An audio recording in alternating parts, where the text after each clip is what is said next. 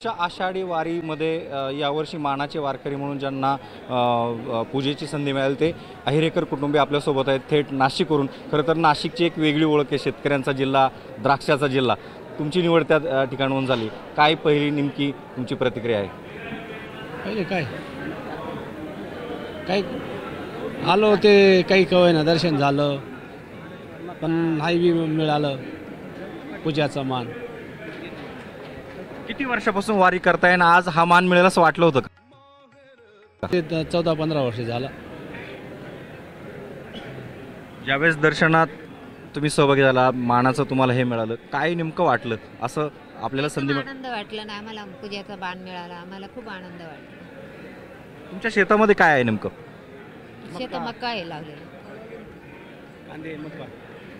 आणि वारीची किती वर्षापासूनची परंपरा आहे तुमच्या कुटुंबाला? मी 5 वर्षापासून वारी करते।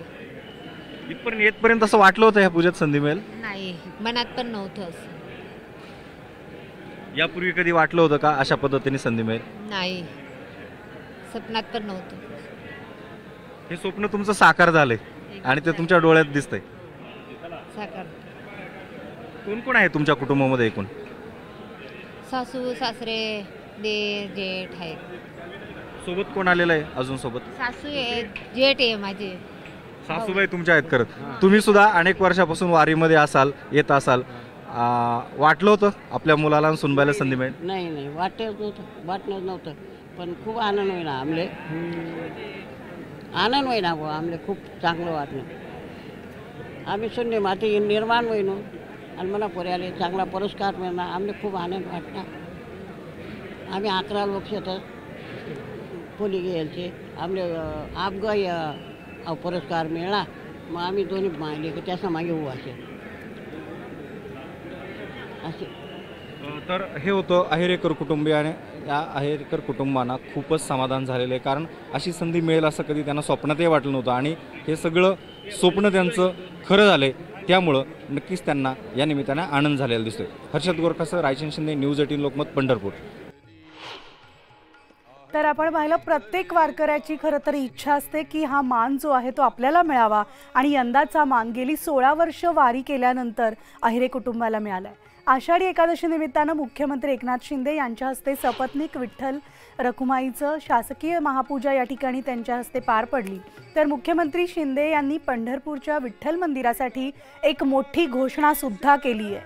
तिरुपती बालाजीच्या धर्तीवर पंढरपुरात टोकन दर्शन व्यवस्था केली जाणार आहे आणि या दर्शन व्यवस्थेसाठी राज्य सरकारकडून तब्बल 103 कोटींचा निधी देणार अशी घोषणा मुख्यमंत्री शिंदे यांनी यावेळेस केली आहे। लवकरात लवकर हा निधी राज्य सरकारकडून आपल्याला मिळेल अशी ग्वाही मुख्यमंत्र्यांनी सभा मंडपात सुद्धा मांडली। तिरुपती बालाजीला टोकन पद्धत आहे आणि दर्शन रांगेमध्ये किती तास उभे राहतात लोक? 18-20 तास उभे राहतात, ते मी स्वतः बघितलं जाऊन। त्यामुळे आता तिरुपती बालाजीच्या धर्तीवर आपल्याला दर्शन मंडप आणि टोकन पद्धत आपण करूया। त्याला लागणारे 103 कोटी रुपये शासन या ठिकाणी तात्काळ देईल। गिरीश महाजन इकडे आमची चर्चा झाली, ग्रामविकास मधून आपण